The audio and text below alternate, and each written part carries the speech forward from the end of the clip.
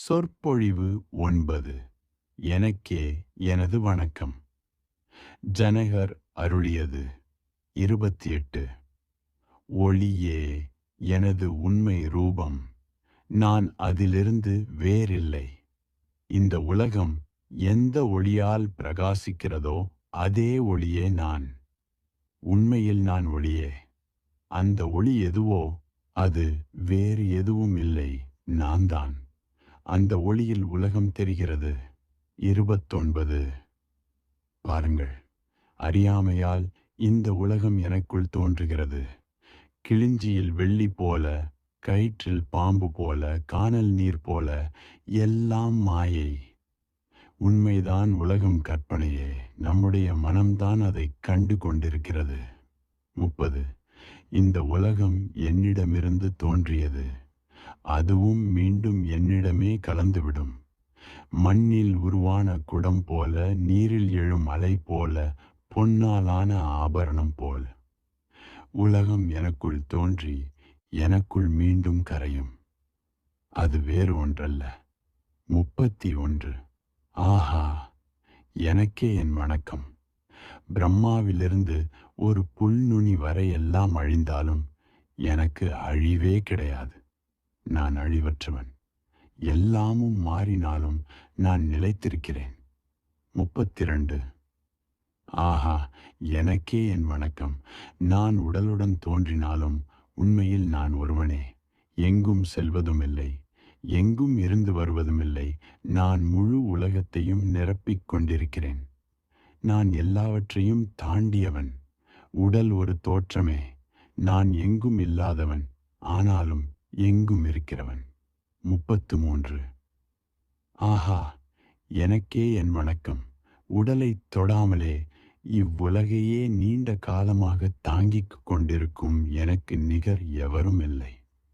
நான் உடலால் அல்ல, என் இருப்பு அந்த எல்லைகளை தாண்டியது.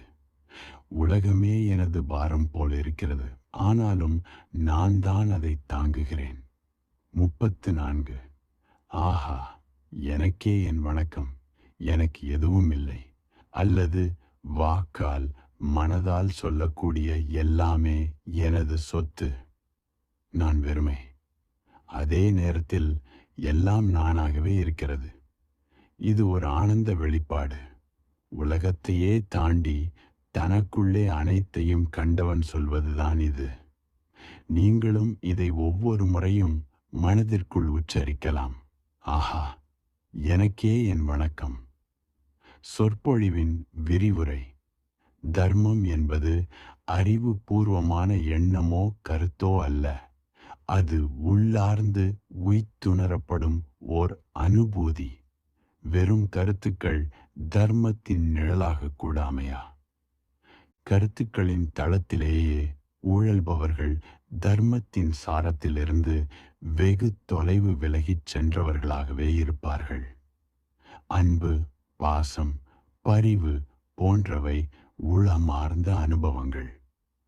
பரமாத்மாவும் அத்தகைய அனுபவ பொருளே. முழுமையான ஈடுபாடு இருக்கும்போதுதான் அனுபவம் சாத்தியமாகிறது. எண்ணங்களும் கருத்துக்களும் மனிதனின் அற்பமான மேலோட்டமான சிந்தனைகளே ஆகும்.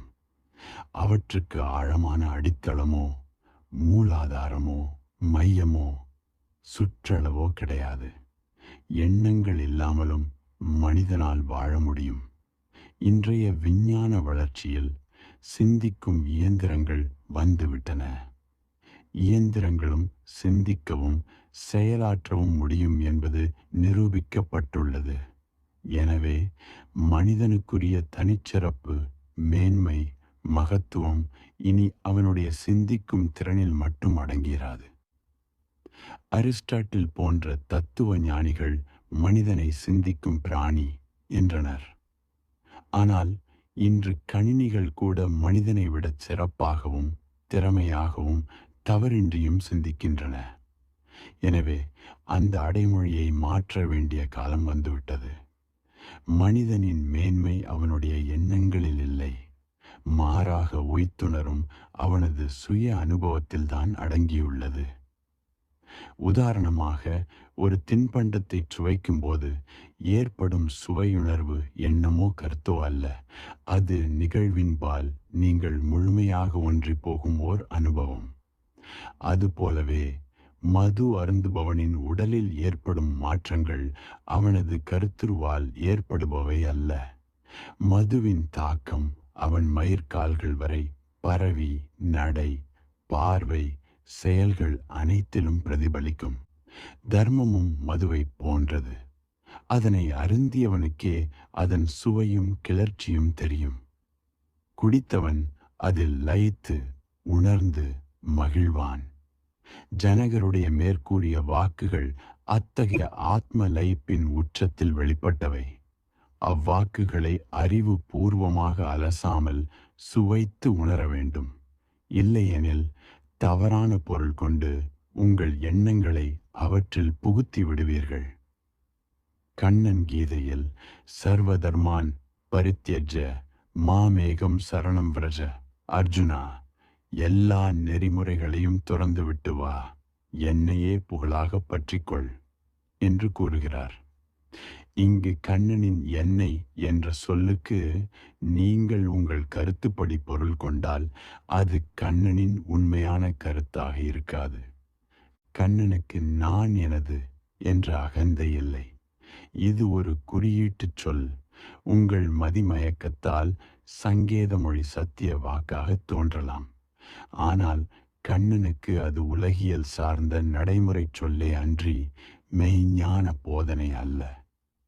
தேசிய கொடியின் மீது எச்சில் துப்பினால் கலவரம் மூளும். நம் தேசிய கொடியை அவமதித்து விட்டான் என்று ஆத்திரப்படுவார்கள்.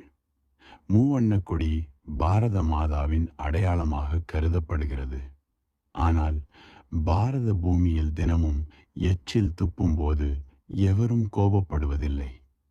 ஒரு துணியாலான கொடிக்கு அளிக்கப்படும் மதிப்பு அந்த அடையாளத்தின் முக்கியத்துவத்தை காட்டுகிறது.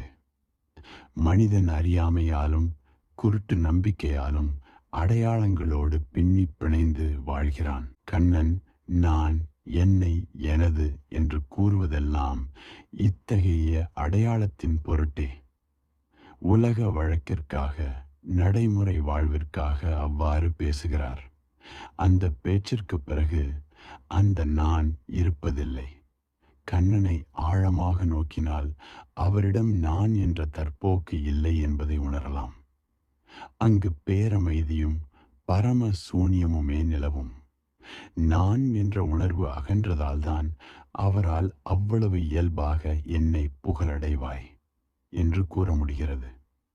ஆனால் நான் என்பதற்கு நாம் கொண்டிருக்கும் பொருளினால் இது அகந்தை மிகுந்த அறிவிப்பாக தோன்றும். ஜனகருடைய இந்த வாக்குகள் உங்களை மேலும் திகைக்க வைக்கக்கூடும். ஏனெனில் இவ்வுலகில் வேறு எவரும் இவ்வாறு கூறியதில்லை. முதலில் நீங்கள் ஜனகரின் வார்த்தைகளை நம்பத் தயங்கலாம். ஜனகர் கூறுகிறார், ஆஹா, என்னே என் இயல்பு, என்னே என் பேரொளி, ஆச்சரியம். இந்த நான் யார்? நான் என்னையே சரணடைகிறேன், என்னையே வணங்குகிறேன், எனக்கே எனது நமஸ்காரம். இதை கேட்டு நீங்கள் திகைப்பும் கலக்கமும் அடையலாம். ஜனகர் தம் வாக்குகள் வழியாக தமக்கே வணக்கம் செலுத்துகிறார். அருகில் வேறு எவரும் இல்லை. தொடர்ந்து நான் ஆச்சரியமயமானவன், எனக்கு நமஸ்காரம், எனக்கு அழிவில்லை. பிரம்மா தொடங்கி சிறு தூசு வரை அனைத்தும் அழிந்தாலும் நான் எஞ்சியிருப்பேன், எனக்கு வணக்கம். தண்ணீரில் தாமரை போல பற்றில்லாமல் வாழும் என்னை போன்ற திறமையாளன் யார்? எனக்கு நமஸ்காரம். மனித இனம் இதற்கு முன் இத்தகைய பிரகடனத்தை கேட்டிருக்கிறது. எனக்கே எனது வணக்கம் என்பது செருக்கின் உச்சம் என்று நீங்கள் கூறலாம். ஆனால் இது தன் பாதங்களை தானே தொட்டு வணங்கும் ஆத்மவந்தனம் ஆகும். ராமகிருஷ்ண பரமஹம்சரின் வாழ்வில் நடந்த ஒரு நிகழ்வை காண்போம். ஓர் ஓவியர் ராமகிருஷ்ணரின் தத்ரூபமான முழு உருவ ஓவியத்தை வரைந்து அவரிடம் கொடுத்தார். அதை பெற்ற பரமஹம்சர் படத்தை கண்களில் ஒற்றிக்கொண்டு சென்னியில் வைத்து வணங்கினார். ஓவியத்தின் பாதங்களை தொட்டு பலமுறை வணங்கினார். இதை கண்ட ஓவியர் திகைத்து போனார். அருகில் இருந்த பக்தர் ஒருவர், சுவாமி, இது என்ன செய்கிறீர்கள்? இது உங்கள் படம்தானே, இதை ஏன் வணங்குகிறீர்கள் என்று கேட்டார். ராமகிருஷ்ணர், நன்று நினைவூட்டினாய். இந்த படம் நான் சமாதி நிலையில் இருப்பதை காட்டுகிறது. இதன் மூலம் மக்கள் என் நிஜ நிலையை அறிந்து கொள்வார்கள். இல்லையெனில் என்னை பைத்தியம் என்றே பரப்புரை செய்வார்கள். நான் என் சமாதி நிலையை வணங்குகிறேன். இது என் படமல்ல, என் சமாதி நிலையின் உயிரோவியம் என்றார். ஆனால் இதை யார் புரிந்து கொள்வார்கள்? பலரும் அவரை பைத்தியம் என்றே சாடுவார்கள். தன் படத்தையே வணங்கும் இந்த மனிதர் ஒரு பித்தர் தானே, இது மமதையின் உச்சம் என்பார்கள். ஜனகரும் இவ்வாறே ஆனந்த களிப்பில் பேசுகிறார். அரிய ஆத்ம அனுபவத்தை பெற்றவர் அதில் ஆழ்ந்து போனார். ஒருவேளை மீராபாயைப் போல் களிநடம் புரிந்திருப்பார். சைத்தன்ய மகாபிரபுவைப் போல் உள்ளம் உருகப் பாடியிருப்பார். அல்லது கண்ணனைப் போல் வேங்குழல் இசைத்திருப்பார். ஒவ்வொருவருக்கும் தன் அகமகிழ்வை வெளிப்படுத்த வெவ்வேறு முறைகள் இருக்கும். ஜனகர் பேரரசராகவும் பண்பட்ட சான்றோராகவும் கற்றுத் தேர்ந்த பேரறிஞராகவும் மேதாவிலாசம் நிறைந்தவராகவும் இருந்ததால் அவர் வாக்குகள் மனித வரலாற்றில் பொன்னெழுத்துக்களால் பொறிக்கப்பட வேண்டியவை. அவரது அமர அருள் வாக்குகளை புரிந்து கொள்ள உங்கள் சிற்றறிவையும் கருத்துருக்களையும் அகற்றிவிட வேண்டும். உலகாயத நிலையில் மனிதனின் புத்தி அற்பமானது. அது இனிய அனுபவங்களை தடுத்து சிதறடிக்கிறது. ஒவ்வொரு செயலையும் சிந்தனையையும் எதிர்க்கிறது. தன்னை முழுமையானதாக கருதி கொள்கிறது. கவிஞனின் கற்பனை ஜாலம் சில சமயம் வெற்று சொற்களில் சிக்கி தவிப்பது போலவும், எதுக்கை மோனை பித்தனின் கலைத்திறன் போலவும் இத்தகைய மனப்போக்குகள் சிந்தனையையும் செயலையும் தடுக்கின்றன. இதயத்தில் சிந்தனை அலை எழும்போது அறிவு, புத்தி அதை தடுக்கிறது. கருத்து தீவிரமாகும் போதெல்லாம் புத்தி குறுக்கிட்டு குலைத்து விடுகிறது. இந்த புத்தி ஒரு பொருட்டல்ல. அது மனப்போக்குகளையும் எண்ண அலைகளையும் பல வழிகளில் தடுக்கிறது, தொடர்ந்து எதிர்க்கிறது. இந்த கவித்துவ புத்தியை, மேதகையை சிறிது காலத்திற்கோ சில கணங்களுக்கோ ஒதுக்கி வையுங்கள். அந்த கணத்தில் மேகமூட்டம் விலகி சூரிய தரிசனம் கிட்டும். புத்தியை ஒதுக்காமல் இருந்தால் அது உங்களை பாதிக்கும், தடுக்கும். தடுப்பது அதன் இயல்பு, குறுக்கிடுவதில் அதற்கு ஆர்வம். அறம் இதயம் சார்ந்தது. இதயத்தின் அலைகளை புத்தி பாதிக்கும் போது மூலப்பொருள் மறைந்துவிடும். நீங்கள் தாறுமாறாக புரிந்து கொண்டு பரிதவிப்பீர்கள். உண்மையான தேர்ந்த கவிஞன் ஒரு ஞானி. அவன் கருத்தின் பொருளில் கவனம் செலுத்துவான். அவன் கற்பனையில் பொருள் மலரும், கருத்தின் நறுமணம் கமழும். ஆனால் சொல்லணி பித்தனும் எதுகை கவிஞனும் சொற்களில் சிக்கித் தவிக்கிறான். அவன் உண்மை கவிஞன் அல்ல. எதுகை மோனை பித்து என்பது பொருள் பொருந்தாமல் சொற்களை கற்களைப் போல அடுக்கிச் செல்வதாகும். புத்தியில் எதுகை மோனை அடுக்குகள் இருக்கும். இதயத்திலோ பொருளின் சூட்சுமமும் அதன் தொனியும் அடங்கியிருக்கும். ஆகையால் புத்தியை ஒதுக்கிவிட்டு பொருள் செறிந்த சொற்களை கேளுங்கள். அவை தெளிவாக ஒலிக்கும், புரியும். முல்லா நசருத்தீன் துணி கடைக்குச் சென்று ஒரு துணியின் விலையை கேட்டார். 1 மீட்டர் 5 ரூபாய் என்றார் கடைக்காரர். முல்லா 4.5 ரூபாய்க்கு கொடு என்றார். பெரியவரே, 4.5 ரூபாய்க்கு துணிமண்டியில்தான் கிடைக்கும் என்றார் கடைக்காரர். சரி, எனக்கு வேண்டியதை மண்டியிலிருந்து வாங்கிக் கொள்கிறேன் என்றார் முல்லா. மனிதன் தனக்கு ஏற்றவாறு பொருள் கொள்ளவே முனைகிறான். பல்நோயாளி மருத்துவரிடம் வலி இல்லாமல் பல்லை பிடுங்குவீர்களா என்று கேட்டான். அது சாத்தியமில்லை. நேற்று ஒருவருடைய கடைவாய் பல்லை எடுத்தபோது என் கை மணிக்கட்டு சுளுக்கிக் கொண்டது. வலி தாழவில்லை என்றார் பல் மருத்துவர். இங்கு மருத்துவரின் வலி அவருக்கே, நோயாளியின் வலி நோயாளிக்கே. முல்லா நசருத்தீன் ஒருவரிடம் பணிபுரிந்து வந்தார். முதலாளி, உன்னை வேலைக்கு அமர்த்திய போது நான் அலுப்பு களைப்பு இல்லாமல் வேலை செய்வேன் என்றாயே, ஆனால் இப்போது பெரிய மேசையில் காலை பரப்பி தூங்குகிறாயே என்று கேட்டார். முல்லா, ஐயா, நான் அலுப்பு களைப்பு இல்லாமல் வேலை செய்யத்தான் இப்படி ஓய்வு எடுக்கிறேன். இது என் பணியாற்றலின் ரகசியம் என்றார்.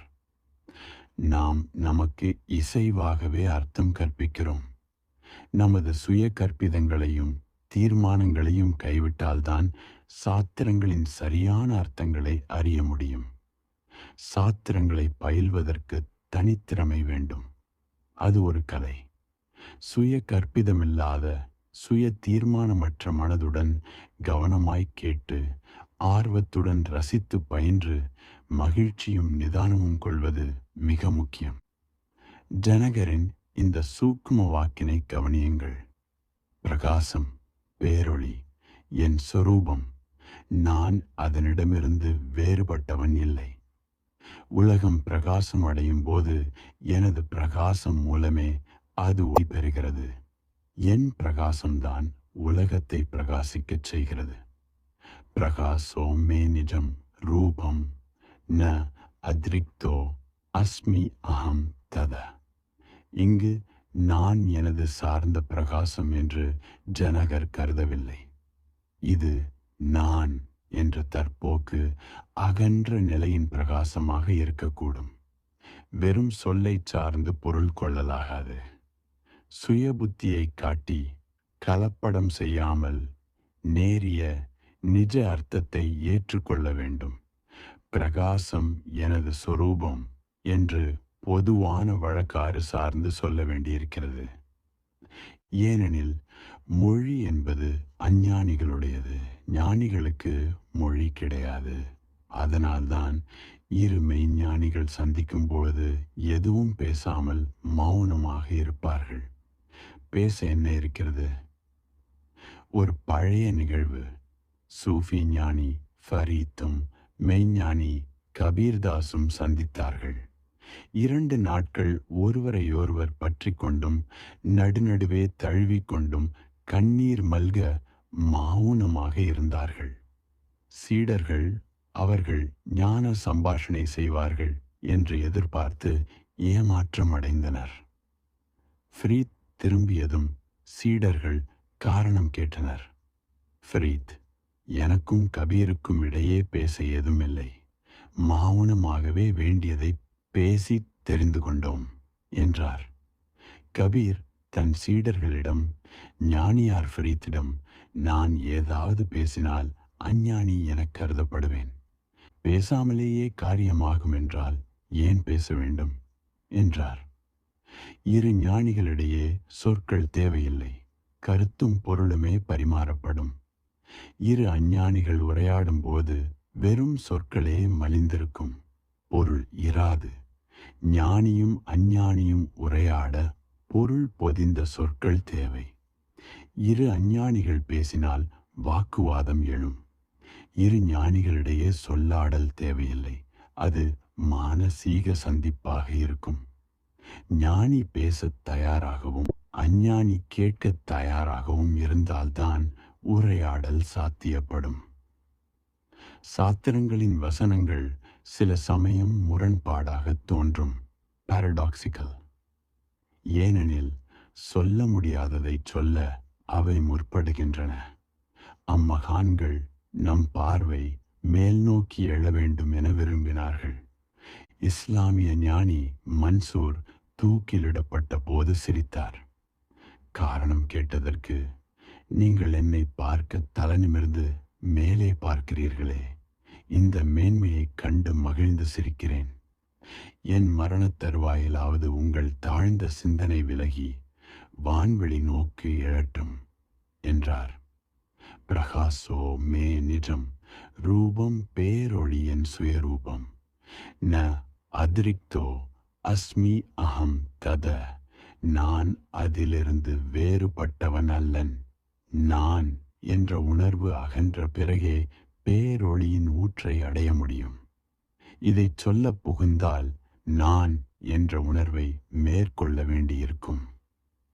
உலகம் பிரகாசமாய் விளங்குவது எனது பேரொளியின் பங்களிப்பால் தான் என்று ஜனகர் கூறும்போது அவர் ஜனக மகாராஜா என்ற தனிநபராக பேசவில்லை. தனிநபர் என்ற அலை மறைந்து பறந்திருக்கும் கடல் எஞ்சியுள்ளது. இது அனைவருக்கும் பொதுவானது. நீங்களும் உங்கள் தற்போக்கை அழித்து கொண்டால் இதே போன்ற பேரொளி அறிவிப்பை வெளியிடுவீர்கள். மன்சூர் ஞானியாருக்கு தெரியும் தன் அனல் ஹக் நானே கடவுள் என்ற அறிவிப்பு தூக்கு தண்டனையை கொண்டு வரும் என்று. இருப்பினும் அவர் பிரகடனம் செய்தார். மொட்டு விரிந்து மலரும் போது நறுமணம் பரவுவது போலவும் தீபம் ஏற்றப்பட்டால் ஒளி பரவுவது போலவும் சத்தியத்தின் வெளிப்பாடு தடுக்க முடியாதது. கவி ரஹீம் கூறியது போல மகிழ்ச்சி, நலம், குருதி, இருமல், பகை, பாசம், மதுபானம் இவைகளை அடக்கி வைக்க முடியாது. சாதாரண மதுபானத்தையே மறைக்க முடியாதென்றால் பரமாத்மா எனும் நரவம் சுவைத்ததை எப்படி மறைக்க முடியும்? கண்களில் களிப்பொளி வீசும், வாக்குகளில் பரலோக நிழல் படியும். முல்லா நசருத்தீன் ஒரு முறை குடித்துவிட்டு மனைவிக்கு தெரியாமல் மறைக்க தொழுகை இடத்தில் குரானுக்கு பதிலாக சூட்கேஸை திறந்து வைத்து ஓதத் தொடங்கினார். மனைவி வந்து, இந்த பிதற்றலை நிறுத்துங்கள், சூட்கேஸை திறந்து வைத்து ஏன் முனகிக் கொண்டிருக்கிறீர்கள் என்றாள். சத்தியம் இயல்பாகவே ஒரு பறைசாற்றல். அது உங்கள் அகத்துள் உதித்தால் நீங்கள் அறியாமலேயே பறைசாற்ற கிளம்பி விடுவீர்கள். ஜனகர் இச்சொற்களை சிந்தித்து ஆராய்ந்து கூறவில்லை. யோசித்திருந்தால் தயக்கம் ஏற்பட்டிருக்கும். இவ்வளவு விரைவாக ஞானம் கிட்டுமா?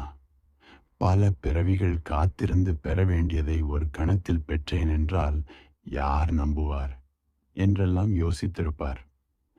ஆனால் ஜனகர் யோசிக்கவில்லை, பகுத்தறிவை புகுத்தவில்லை. ஜனகரின் அறிவிப்பு தானாக நிகழ்ந்தது. ஜனகர் மூலமாக சொல்ல வைக்கப்பட்டது என்பதே சரி. ஜனகரின் வாக்கு ஆச்சரியம். கற்பிக்கப்பட்ட இந்த உலகினை நான் அறியாமையால் என்னுள் இருப்பதாக நினைத்தேன். சிப்பியை வெள்ளியாக, கயிற்றை பாம்பாக, சூரிய ஒளியினை காணல் நீராக கண்டு மயங்குவதைப் போல நான் மயங்கி போனேன். அஹோ விகல்பிதம் விஸ்வம் அஞானாத் மயி பாசத்தே ரூபியம் சுக்தாவ் பனி ரஜ்ஜவ் வாரி சூரியகரே யதா. இந்த ஞானம் திடீரென நிகழ்ந்ததால் ஜனகரால் தம்மை சமாளிக்க முடியவில்லை. ஞானி தர்த்தூலியன் சொன்னது போல் பரமாத்மாவை தரிசிக்காத வரையில் அவநம்பிக்கை இருக்கும். பரமாத்மாவை தரிசித்த பிறகும் அவநம்பிக்கை இருக்கும். ஏனெனில் தரிசனம் கிட்டாதவரை அது சாத்தியமா என்ற ஐயம் இருக்கும். கிட்டிய பின்னோ இவ்வளவு பேரானந்தம் எப்படி சாத்தியம் என்ற பிரமிப்பு இருக்கும். ஜனகரும் இதே நிலையில்தான் இருக்கிறார். ஆச்சரியம். எல்லாமே போலி, கற்பனையில் உருவானவை. நான் மட்டுமே சத்தியம், நிஜம், சாட்சியாக உள்ள சத்தியம். என்னிடமிருந்து பிறந்த இந்த உலகம் என்னிடமே ஒடுங்கி லயமாகிவிடும். மண்ணிலிருந்து சட்டி பானைகளும், நீரிலிருந்து அலைகளும், தங்கத்திலிருந்து நகைகளும் உருவாக்கப்பட்டு இறுதியில் மூலப்பொருள்களுள் ஐக்கியமாவது போல என்கிறார் ஜனகர். இங்கு ஜனகரின் பௌதிக உருவம் மறைந்து பரமாத்ம ஸ்வரூபம் வெளிப்படுகிறது. சுவாமி ராமதீர்த்தர் அமெரிக்காவில் இந்த பின்னோ இவ்வளவு பேரானந்தம் எப்படி சாத்தியம் என்ற பிரமிப்பு இருக்கும். ஜனகரும் இதே நிலையில்தான் இருக்கிறார். ஆச்சரியம்! எல்லாமே போலி, கற்பனையில் உருவானவை. நான் மட்டுமே சத்தியம், நிஜம், சாட்சியாக உள்ள சத்தியம். என்னிடமிருந்து பிறந்த இந்த உலகம் என்னிடமே ஒடுங்கி லயமாகிவிடும். மண்ணிலிருந்து சட்டி பானைகளும், நீரிலிருந்து அலைகளும், தங்கத்திலிருந்து நகைகளும் உருவாக்கப்பட்டு இறுதியில் மூலப்பொருள்களுள் ஐக்கியமாவது போல என்கிறார் ஜனகர். இங்கு ஜனகரின் பௌதிக உருவம் மறைந்து பரமாத்ம ஸ்வரூபம் வெளிப்படுகிறது. சுவாமி ராமதீர்த்தர் அமெரிக்காவில் இந்த உலகத்தை படைத்தது யார் என்ற கேள்விக்கு நான் தான் என்றார். அமெரிக்கர்கள் வியந்தனர். சூரிய சந்திர நட்சத்திரங்களை நீங்களா படைத்தீர்கள் என்று கேட்டதற்கு, ஆமாம், நான் தான் படைத்தேன் என்று நிதானமாகச் சொன்னார். இந்த வாக்கு மூலம் மானுட ராமதீர்த்தருடையது அல்ல, அது மூலபுருஷரான பரமாத்மாவின் கூற்று. பின்னர் கங்கையில் குதித்து உயிர் நீத்தபோது அவர் எழுதிய கடிதத்தில் ராமன் தன் மூல சத்திய சொரூபத்தோடு இணைய புறப்பட்டு விட்டான். விராட் பரமாத்மா அழைத்திருக்கிறார் என்றிருந்தது. செய்தித்தாள்கள் தற்கொலை என்றன. ராமரோ, நான் எல்லை தடைகளை அகற்றி விராட் சொரூபத்துடன் இணைந்தேன். வாழ்ந்திருந்த காலத்தில் தினமும் மரித்தேன், இப்போது கடலுடன் கலந்தேன் என்பார். உங்கள் அகத்துள் சமாதி நிலை பக்குவமடையும் போது அது உங்கள் அகந்தைக்கு அப்பாற்பட்டது. அது உங்களை கடந்து வந்தது.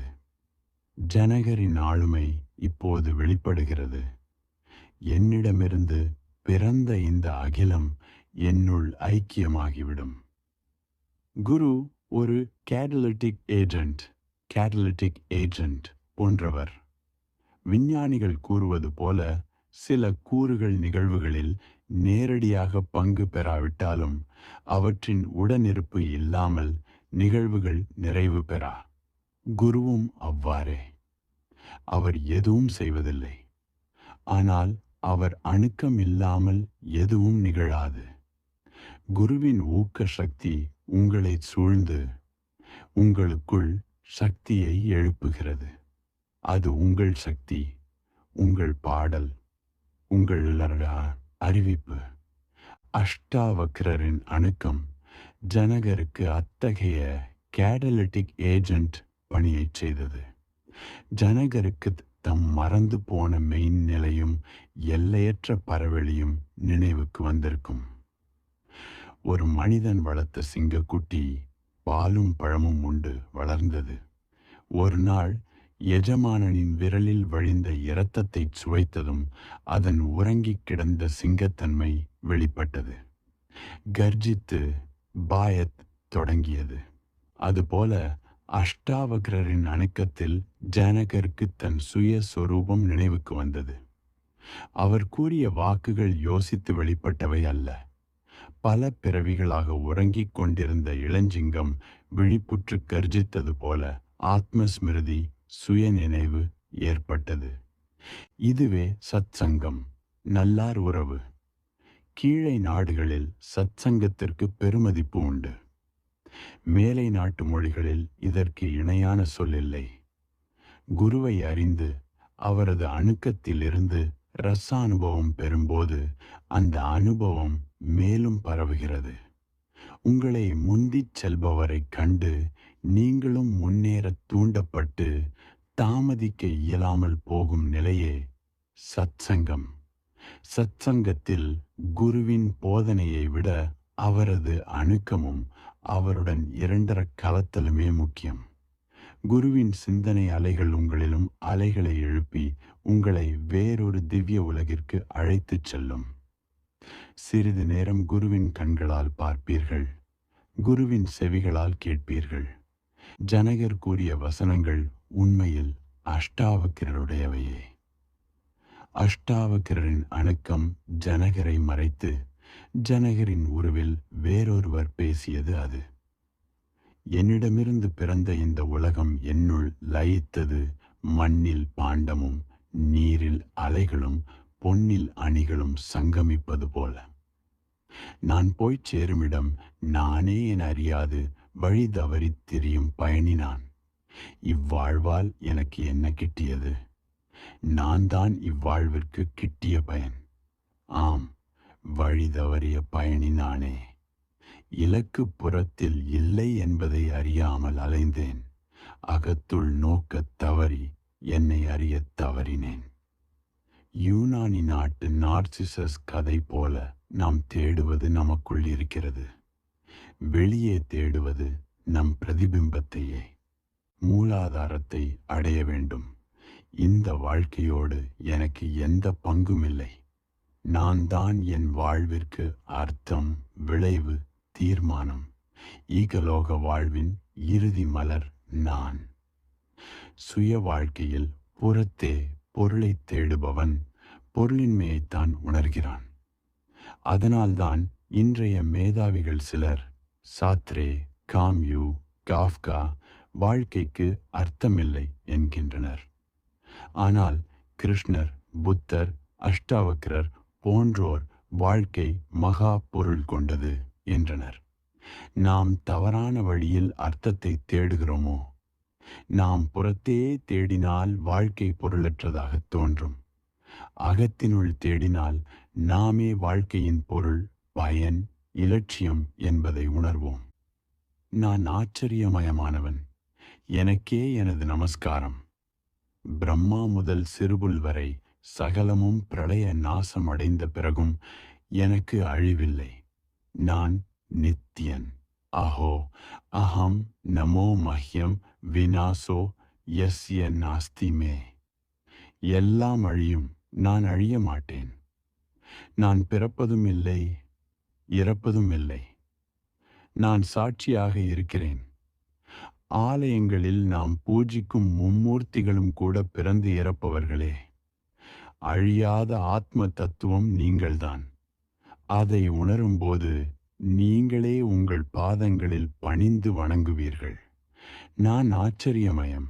நான் பௌதிக தேகத்தை பெற்றிருந்தாலும் பரம்பொருளுடன் இரண்டர கலந்தவன் அத்துவைதன். நான் எங்கும் போவதில்லை, எங்கிருந்தும் வருவதில்லை. இந்த ஜகத்தையே சூழ்ந்திருக்கிறேன். ந குவசித் கந்தா ந குவசித் ஆகந்தா. உலகம் என்னுள் அடங்கியிருக்கிறது. நான் உலகத்தினுள் இல்லை. வானில் மேகங்கள் தோன்றி மறைவது போல் யுகங்கள் என்னுள் தோன்றி கரைகின்றன. குழந்தை, இளைஞன், முதியவன் என பருவங்கள் மாறினாலும் இம்மாற்றங்களைக் காணும் நீ மாறாதவன். சாட்சி, உறக்கத்திலும் கனவிலும் விழித்திருக்கும் திரஷ்டா, காண்பவன் நீயே. நான் ஆச்சரியமயம். எனக்கு நமஸ்காரம். எனக்கு சமானமான நிபுணன் வேறு எவருமில்லை. ஏனெனில் சரீரத்தை தீண்டாமலேயே நான் இந்த உலகத்தை எப்போதும் தாங்கிக் கொண்டிருக்கிறேன். அஹோ அகம் நமோ மஹ்யம் தக்ஷோ நாஸ்தி இஹ் மத்சம். உடலை தீண்டாமல் உலகை தாங்குவது எத்தகைய நிபுணத்துவம்! நீரும் எண்ணெயும் கலக்க முடியாதது போல உணர்வுள்ள நீயும் ஜடமான சரீரமும் இணைய முடியாது. காண்பவனும் காட்சியும் எப்போதும் தனித்தே இருக்கும். நீர்மேல் எழுத்து படியாதது போல சாட்சியாக இருந்து செய்யும் செயல்களும் அனுபவங்களும் உன்னை ஒட்டாது. எனக்குச் சமானமான நிபுணன் எவனும் இல்லை. ஏனெனில் மேனியை தீண்டாமலேயே நான் இவ்வுலகை எல்லா காலத்திலும் தாங்கிக் கொண்டிருக்கிறேன். உன் உள்ளத்துள் அவன் பரமாத்மா குடியிருக்கிறான். நீ உடலோடு ஒட்டியிருப்பதாக கருதினாலும் உண்மையில் சேர்ந்திருக்க முடியாது. அதுபோல பரமாத்மாவை விட்டு பிரிந்திருப்பதாக எண்ணினாலும் பிரியவே முடியாது. இதை உணரும்போது ஆஹா, மகா ஆச்சரியம்! நான் சரீரத்தோடு என்றும் கூடியிருந்ததில்லை என்பதை அறிவாய். ஜைன சமயக்கிறவர் கூறுவது போல நதியை கடக்கும்போது தண்ணீர் உன் மீது படாமல் பார்த்துக்கொள். அதாவது சாட்சி நிலையில் இரு. அப்பொழுது தண்ணீர் உடலில் பட்டாலும் என்னை தண்ணீர் தீண்டவில்லை, என் உடலைத்தான் தீண்டியது என உணர்வாய். இவ்வுலக வாழ்வில் சாட்சியாக எங்க கற்றுக்கொள். நடக்கும் போதும், உண்ணும் போதும், காதல் கொள்ளும் போதும், கோபம் கொள்ளும் போதும் சாட்சியாக இருந்து கவனி. ஒரு நாள் உன் உள்ளத்துள் அப்பெரும் பிரகடனம் ஒலிக்கும். நான் ஆச்சரியமயமானவன், எனக்கு நமஸ்காரம், எனக்கென எதுவும் இல்லை, அல்லது சகலமும் என்னுடையதே, இவை யாவும் வாக்கிற்கும் மனத்திற்கும் உட்பட்ட விஷயங்கள். அஹோ அகம் நமோ மஹ்யம் யஸ்ய மே நாஸ்தி கிஞ்சன அதவா யஸ்ய மே சர்வம் யத் வாக் மானஸ் கோஷரம். ஒரு பக்கம் நானே இல்லாத போது எனது என எது இருக்கும்? மறுபக்கம் நான் எஞ்சி இருக்கும்போது பரமாத்மா எஞ்சி இருக்கிறார், சகலமும் அவருடையது. காண்பவன் திரஷ்டா என்ற நிலையை பெற்றதும் எல்லாம் எனது என உணர்வாய். திரஷ்டா என்பது தனிப்பட்ட ஆளுமை அல்ல, அது ஒரு கூட்டமைப்பு உருவம். உன் திரஷ்டாவும் என் திரஷ்டாவும் புத்தரின் திரஷ்டாவும் ஒன்றே. திரஷ்டாவாகும்போது நீயே புத்தன், நீயே கிருஷ்ணன், நீயே உலகின் மையம். இந்த சூத்திரங்கள் ஆத்ம பூஜா மந்திரங்கள். நீயே பக்தன், நீயே பகவான். உன் உள்ளத்துள் இருக்கும் இவ்விருவரையும் இணைத்துக்கொள். அவர்கள் ஒன்றாகிவிடும்போது புரட்சி நிகழும். எஞ்சி நிற்பது உருவற்ற, குணமற்ற, எல்லையற்ற, காலமற்ற அத்வைத தத்துவம் மட்டுமே. இந்த அத்வைத நிலையின் முதல் வெளிப்பாடு தியானம். அது நிலை பெறத் தொடங்குவதை சவிகல்ப சமாதி என்றும், சாசுவத இருப்பை பெறுவதை நிர்விகல்ப சமாதி என்றும் கூறுவர். இது ஜனகருக்கு ஏற்பட்டது போல் உடனடியாகவும் நிகழலாம். அதற்கு தீவிர பிரஜையும் உள்ளுணர்வும் வேண்டும். அவ்வாறு நிகழாவிட்டால் இந்த சூத்திரங்களை தொடர்ந்து எண்ணிக்கொண்டிருப்பதில் பயனில்லை. அதற்கு முறையான தியான பயிற்சியில் ஈடுபட வேண்டும். படிகளை கடந்து வராமலும் தாவி குதிக்கச் சிலருக்கு முடிந்திருக்கிறது. ஏனெனில் நீ ஆச்சரியங்களுக்கெல்லாம் ஆச்சரியமானவன். என் போதனையை கேட்கும்போது எவருக்காவது படிகளை தாண்ட முடிந்திருக்கலாம். உனக்கு முடியாவிட்டால் உன் புத்தியை ஒதுக்கி வைத்து சுத்த சைத்தன்ய உணர்வுடன் என் எதிரே நில். ஜனகருக்கு நிகழ்ந்தது உனக்கும் நிகழலாம். இல்லையெனில் பதஞ்சலி, மகாவீரர், புத்தர் போன்றோரின் வழிகளை நாடலாம். அஷ்டாவக்ரரிடம் வேறு உபாயமில்லை. இதனால்தான் அஷ்டாவக்ர கீதை அதிகம் பரவவில்லை. இவ்வளவு வேகம், தீவிரம், மேதைமை மிக அரிது. வங்காளத்து ராஜாபாபு என்ற முதியவருக்கு அதிகாலையில் ஒரு பெண் தன் மகனை, ராஜாபாபு எழுந்திரு என்று எழுப்பும் குரலை கேட்டு திடீர் ஞானோதயம் ஏற்பட்டது. அந்த பெண் அவரை குறிப்பிடவில்லை என்றாலும் பழுத்த கனி லேசான காற்றில் உதிர்வது போல் அவருக்கு நிகழ்ந்தது. இப்படி அரிதாக நிகழும். இல்லையெனில் படிப்படியாகவே முன்னேற வேண்டும். ஜப்பானிய ஜன்மரபிலும் சடன் என்லைட்டன்மெண்ட், அக்கணமே ஞானம் என்று பிரிவுண்டு. ஒரு ஜென் குரு, பேரரசன் முன் மேசை மீது 3 முறை குத்திவிட்டு எழுந்து சென்றார். அமைச்சர், இதுவே அவர் அளித்த சிறந்த உபதேசம், உங்களை எழுப்பிவிட்டு சென்றிருக்கிறார் என்றார். இத்தகைய திடீர் நிகழ்வுக்கு காரிய காரணத்து தொடர்பு இல்லை. இது விஞ்ஞான பரிசோதனை போன்றதல்ல. அஷ்டாவக்ரருடையது யோகம் அல்ல, சாங்கிய மதத்தின் தெளிவுரை. அவர் ஜனகர் போன்ற அரிய ஆர்வலர்களையே விழித்தெழச் செய்தார். ஜனகருக்கு விழித்தெழும் திறம் இருந்தது. அஷ்டாவக்ரர் ஒரு கருவியாக, நிமித்தமாக இருந்தார். ஆக அக்கணமே ஞானம் பெற வழியுண்டு. குரு ஒரு நிமித்தம். நிகழ்ந்தால் நலம், நிகழாவிட்டால் சோர்வடைய வேண்டாம். உனக்கும் ஒரு நாள் சித்திக்கும். ஹரி ஓம் தத் சத்.